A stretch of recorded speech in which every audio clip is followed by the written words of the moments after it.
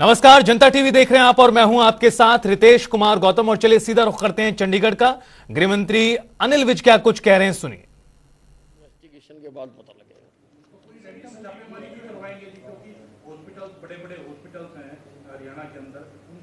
नहीं, हमें कुछ जो सारे रिकॉर्ड्स मिले हैं और टेलीफोन नंबर्स मिले हैं, उन सारों की हम जांच कराएंगे।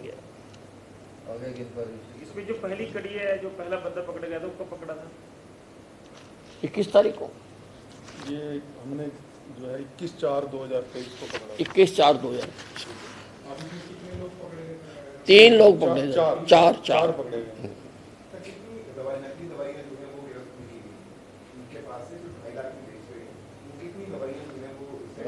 10 इंजेक्शन पकड़े थे। जो हमारे मरीज ने जो पकड़ा था ब्रिज के, वो कहाँ पर लिया था इससे इंजेक्शन? वो गुड़गांव में। गुड़गांव में इन्होंने सप्लाई हमारे बंदे को। हाँ जी। इसलिए हमने वहाँ पर उसको रंगे हाथों। हाँ जी, उसको गुड़गांव वाले को पकड़ा, उससे पूछताछ की। उसने उसका जो मोती रहमान का नाम लिया, उसको नोएडा से पकड़ा। उसने कनिष्क का नाम लिया, कनिष्क को पकड़ा। और उसने तुर्की के नोएडा से। हाँ जी, नोएडा से हमें बॉम्बे पकड़ा। हाँ जी, बॉम्बे से। अभी चैन का पता लगा। हाँ जी, हाँ जी, बॉम्बे से। Person was napped from. हाँ, रिमांड कनिष्क राज का 2 दिन का लिया है और इसको बॉम्बे से हम ला रहे हैं। हमारी टीम वहाँ बैठी है। इससे मंत्री जी, ये क्या स्टॉकिस्ट था? मतलब ये जैसे 10 जो इंजेक्शन बरामद किए गए हैं, ये किसी को उसने स्टोर कर रखे थे, वो स्टॉकिस्ट था या नहीं? ये अब सारी जानकारी एकत्रित कर रहे हैं हम इसीलिए बता रहे हैं कि ये जो इंजेक्शन है डेफिटेलियो नाम का इंजेक्शन है, ये फर्जी इंजेक्शन मार्केट में बेचा जा रहा था, तो इसको हमने टैग किया। तो ये असली नाम से डेफिटेलियो नाम से ही बिकता भी है? हाँ जी। ये फूड ड्रग कमिश्नर जो हमारा जो इंस्पेक्टर था, उनकी कस्टडी में अभी। यस। हाँ जी। अभी पुलिस इसका एफआईआर वगैरह दर्ज की है। हमने केस दर्ज किया है। हमने केस क्या दर्ज किया अपने पास? 27B1 36AC और ड्रग कॉस्मेटिक एक्ट। यस। कोई केंद्र की तरफ से भी वार्निंग जारी करवा रहे हैं पूरे देश भर में कि इस नाम का कोई इंजेक्शन तो फिर ना बिके, उसके लिए कहीं ना कहीं कोई केंद्रीय मंत्रालय। नहीं, WHO ने ऑलरेडी इसके बारे में वार्निंग जारी की हुई है कि इस प्रकार का इंजेक्शन बिक रहा है सब जगह पर, और इसको हमने पकड़ा। WHO ने कब जारी की? 11/4/2023। तो आपने तुरंत कर लिया। अब इसको करने के बाद में सेंट्रल जो एजेंसीज हैं या अपना जो मिनिस्ट्री है, वहाँ पर भी हम लोग नहीं, इसकी पूरी तरह से जांच की जाएगी कि कहाँ पर बेचे गए हैं, किस किस लोगों को इन्होंने लगाए हैं।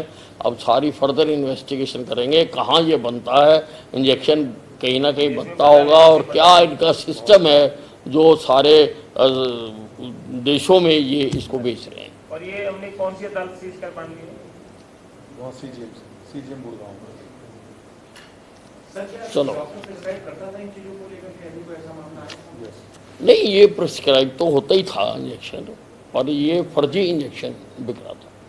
सर, इतना कॉस्टली इंजेक्शन आमतौर पर हर केमिस्ट में तो नहीं मिलता, तो कहीं ना कहीं कंपनी की जो रिटेलर हमने आपको प्रिलिमिनरी जानकारी दी है।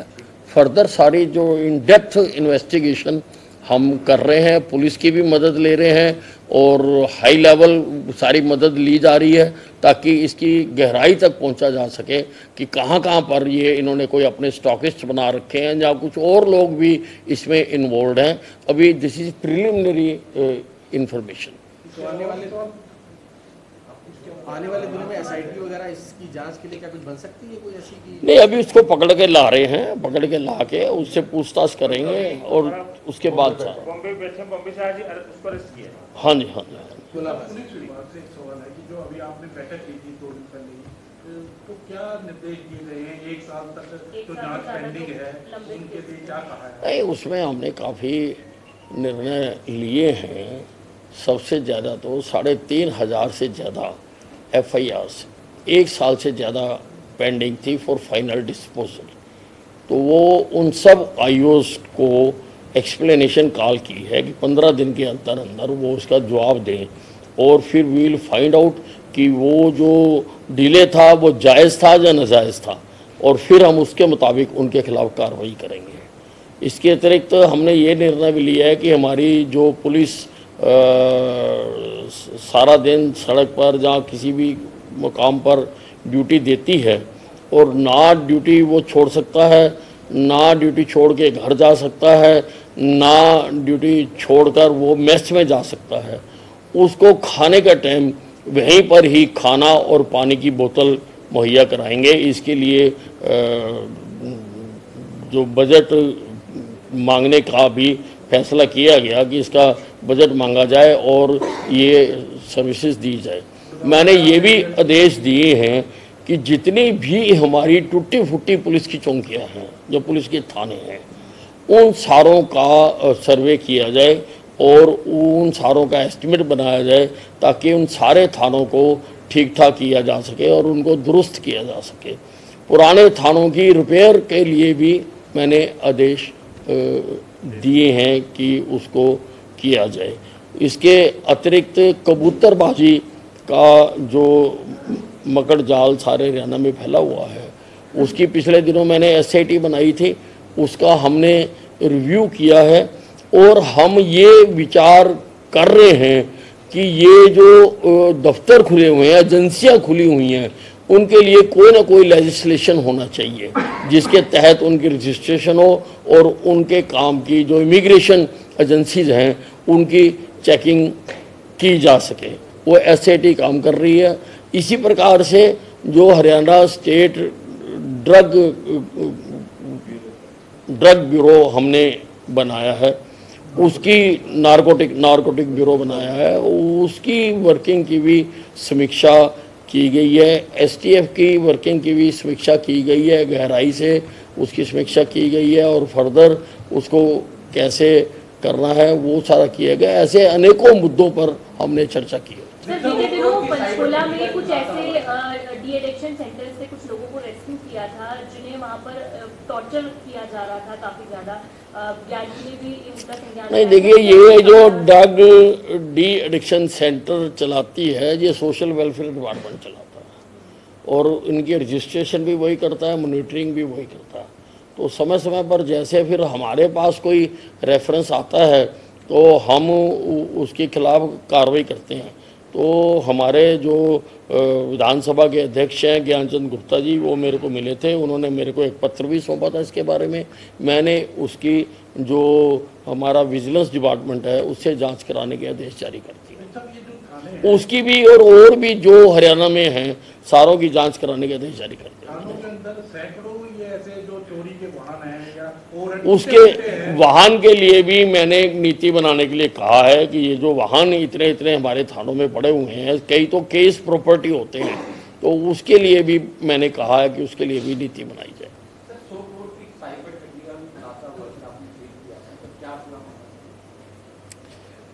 ये बहुत बड़ा काम हमारी हरियाणा पुलिस ने किया है। ये ऐसे सारे हिंदुस्तान में 10 हॉटस्पॉट हैं जहां से बहुत बड़ी संख्या में लोग साइबर ठगी में इन्वॉल्व हैं। उसमें से एक नू था।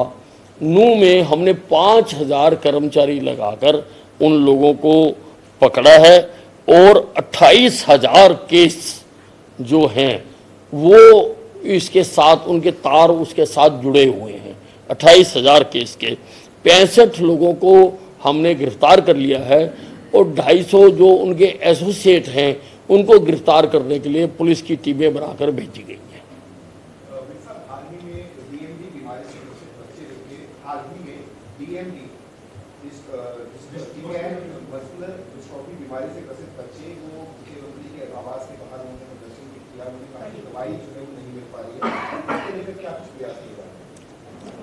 नहीं, उसके लिए मैंने विभाग को कहा है कि वो उसकी सारी योजना तैयार करे, क्योंकि काफ़ी महंगा इंजेक्शन वो आता है, और उसके लिए मैंने बनाने के लिए कहा है। उसके लिए सर, एक राजनीतिक सवाल, आज भूपेंद्र सिंह हुड्डा ने प्रेस वार्ता की और कहा कि भारतीय जनता पार्टी में ज़्यादा फूट है, और वो आपकी तरफ से प्रदर्शित दिखता है। वो कहते हैं कि जहाँ पे मुख्यमंत्री कार्यक्रम होता है वहाँ भी साहब नहीं जाते, और इस प्रकार की बात है, आप क्या जवाब देते? नहीं, हुड्डा साहब अपनी पार्टी के अंदर तो झांकते नहीं हैं। हुड्डा साहब पहले ये बताएं कि इनको कितने दिन हो गए शैलजा से बातचीत की हुई, इनको कितने दिन हो गए किरण चौधरी से बातचीत की है। हम तो रोज बातचीत करते हैं, मैं और मुख्यमंत्री जी की तो रोज बात होती है, व्यक्तिगत हो जाती है या टेलीफोन पर बात हो जाती है। और कल यमुनानगर में उनका कार्यक्रम है, वो जा रहे हैं, मैं भी जा रहा हूँ। उनको हुड्डा साहब के लिए बेहतर होगा कि वो हमारी चिंता करने की बजाय अपनी पार्टी की चिंता करें, जो कि पूरी तरह से टुकड़ों टुकड़ों में बटी हुई है। सुरजेवाला जी कुछ कहते हैं, किरण चौधरी कुछ कहती है और शैलजा जी कुछ कहती हैं। हुड्डा साहब अपनी डफली अपना राग अलग लाते रहते हैं।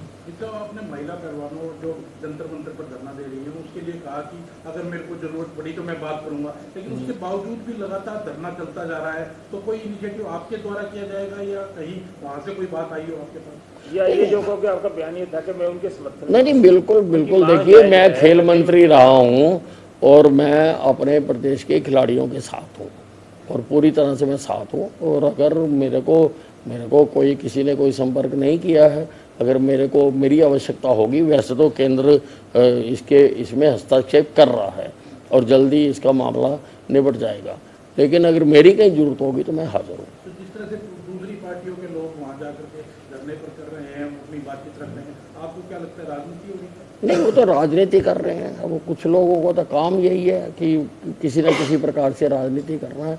हम मुद्दों को सोल्व करने की राजनीति करते हैं, वो मुद्दों को बिगाड़ने की राजनीति करते हैं। आप उनकी मांग को जायज मानते हैं? जब तक मैं सुनूंगा नहीं, मैं कुछ कह नहीं सकता। तो फिर उनके साथ कैसे होगा? नहीं, मैं साथ हूँ, बस उनके वो कहेंगे, मैं उनके साथ हूँ, उनकी बात सुनूंगा। मैं सुनने के बाद मैं फैसला करूंगा कि कहाँ तक ये ठीक है और कहाँ तक क्या मांग। वो तो अभी जनता प्रदर्शन उठ के आ नहीं सकते आपके पास, या तो टेलीफोन की बात करेंगे आप? नहीं, जैसे भी करें। क्योंकि हरियाणा कांग्रेस के विधायक जो है 13 मई को वहाँ पर जा रहे हैं जनता प्रदर्शन, क्योंकि वो हरियाणा के खिलाड़ी हैं, उनके कहने देश के खिलाड़ी हैं, हरियाणा के ही नहीं है। और इनकी बात जायज है और इनकी बात मानी जानी चाहिए। नहीं तो वो तो मैंने भी कहा कि मैं उनके साथ हूँ। आज का सवाल है, ड्रग इंस्पेक्टर ने अपने लेवल पे इतना बड़ा गिरोह पकड़ा है, क्या उसको कोई सिक्योरिटी दोगे और क्या पारितोषिक कोई दिया जाएगा इस बड़े काम के? नहीं, ये सारा की जांच होगी और ज़रूर हम तो अपने सारे, जैसे पुलिस ने भी हमारी ने नू में इतना काम किया है और उसका भी हम पूरी तरह से सराहना करते हैं। और हमारे ड्रग डिपार्टमेंट ने जो इतना बड़ा काम किया है और उसका हम पूरी तरह से सराहना करते हैं। अभी तो मैंने आपको बताया कि सारी प्रिलिमिनरी ये हम इंफॉर्मेशन है हमारे पास और बहुत बड़ी इंफॉर्मेशन है, तो वो हमने आपके साझा की है।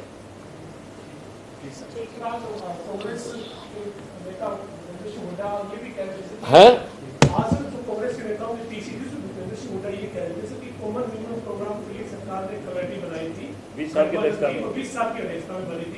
आज तक कोई बैठक ही नहीं हुई, इसीलिए स्वार्थ का गठबंधन है। या तो 20 साल से पूछ लेना। और 20 साल से पूछ लेना, उन्होंने ये भी कहा। आप मुझे बताओ, हमारी जो उनकी मांगे थी वो हमने अधिकतम पूरी कर दी और हमारा पार्टनर सेटिस्फाइड है, तो हुड्डा साहब को तकलीफ किस बात की हो रही है? वो तो ये कहते कि 20 साल से पूरी मीटिंग नहीं, मेरी मीटिंग करी चाहे नहीं करी, बिना मीटिंग करे, लेकिन जब हम मांगे पूरी कर रहे हैं और हम कहीं ना कहीं तो डिस्कस करते ही होंगे ना, मीटिंग की जरूरत नहीं है, कहीं ना कहीं तो डिस्कस करके ही करते हैं। उप मुख्यमंत्री कहते हैं कि अभी भी मेरे मन में कहीं ना कहीं चीज रह जाती है कि मैं बुढ़ापा पेंशन जो हूँ 51 को नहीं कर पाया। आपने कहा क्या नहीं कर पाया? नहीं, वो देखिए, हम हर बार धीरे धीरे करके बढ़ाते जा रहे हैं और हम उसको वहाँ तक पूरा करेंगे।